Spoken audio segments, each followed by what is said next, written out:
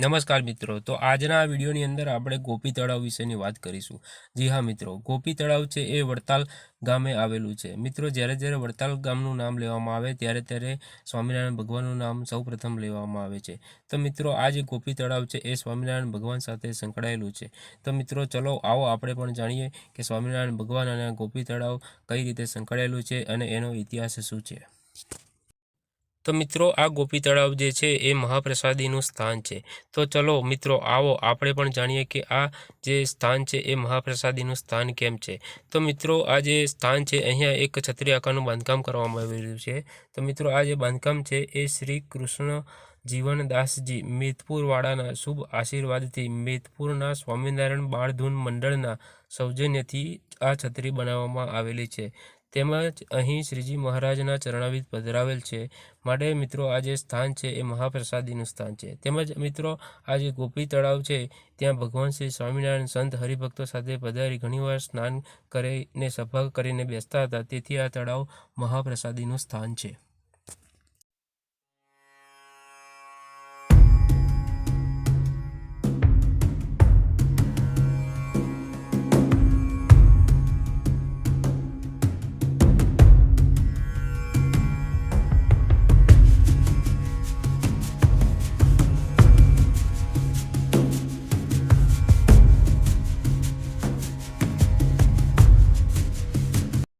તો મિત્રો, આ જે તળાવ છે, આ જે સરોવર છે તેની અંદર ભગવાન સ્વામિનારાયણે ઘણી વખત સ્નાન કર્યું હતું।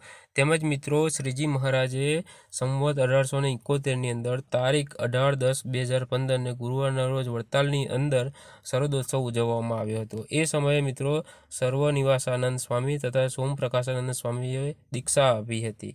એ સમયે મિત્રો સંતોએ એક હિંચકો બાંધ્યો હતો, પરંતુ મિત્રો જે હિંચકો બાંધ્યો હતો એ ભગવાન જો બેસે તો એ નાનો પડશે એવી જે ગુરુઓ સંતો હતા એમને શંકા જતી હતી। એ સમયે મિત્રો જે સ્વામિનારાયણ ભગવાન હતા એ બાળ સ્વરૂપ લે છે અને હિંડોળા પર બાળ સ્વરૂપે ઝૂલા ઝૂલે છે। તો મિત્રો, આ એ જગ્યા છે જ્યાં ભગવાન સ્વામિનારાયણે સ્નાન કર્યું હતું। તેમજ મિત્રો, આ જે સ્થળ છે ત્યાં આગળ ભગવાન સ્વામિનારાયણ જે હતા તેઓ હિંચકા પર ઝૂલા ઝૂલ્યા હતા। તો મિત્રો, અહીંયા નિષ્કુળાનંદ સ્વામી જે હતા એમણે હિંચકો બાંધ્યો હતો। તેમજ મિત્રો, ઠાકોરજીની જે 5 આરતી ઉતારી હતી અને તેમજ મિત્રો શરદ ઉત્સવ હતો ત્યારે દૂધ પૌવા ખાધા હતા। તેમજ મિત્રો, સંતોની સાથે સાથે જે સ્વામિનારાયણ ભગવાન હતા એ પણ રાસ લીલા કરી હતી। તો મિત્રો, આ એ સ્થળ છે, એ પવિત્ર ભૂમિ છે, એ પવિત્ર ધરતી છે જ્યાં સ્વામિનારાયણ ભગવાન પોતે જાતે અહીંયા આવ્યા હતા અને સભા ભરીને બેસતા હતા। તેમજ મિત્રો, અહીંયા રાસલીલા પણ કરી હતી। તેમજ મિત્રો, આ જે તળાવ છે એની અંદર એમણે સ્નાન પણ કર્યું હતું અને તળાવના કિનારે હિંચકો બાંધીને હિંચકે ઝૂલ્યા પણ હતા। તો મિત્રો, આ સ્થળની અવશ્ય તમે મુલાકાત લેજો। તો મિત્રો, આ જે ગોપી તળાવ છે એ સ્વામિનારાયણ ભગવાનનું જે મુખ્ય મંદિર છે વડતાલની અંદર જે આવેલું છે ત્યાંથી આશરે 5 કિલોમીટરના અંતરે આવેલું છે।